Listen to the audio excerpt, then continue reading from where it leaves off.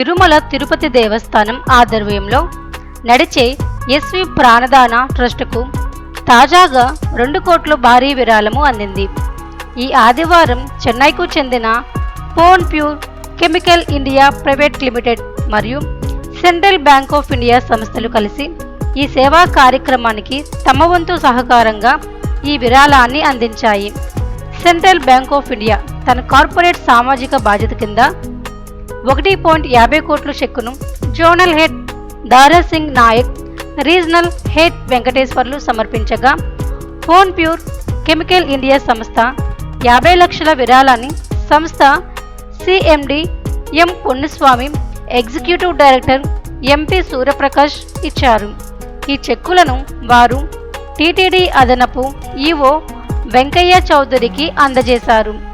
SV Pranadana trust TTD ఆధ్వర్యంలో నడిచే ఒక మహత్తరమైన సేవా కార్యక్రమం.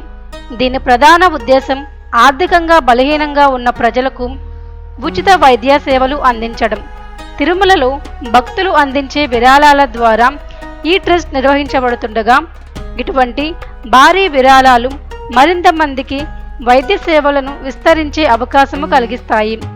ఈ ఉద్ధతమైన దాతృత్వం ఇతర సంస్థలకు కూడా స్ఫూర్తిదాయకంగా నిలుస్తుందని అధికారులు తెలిపారు.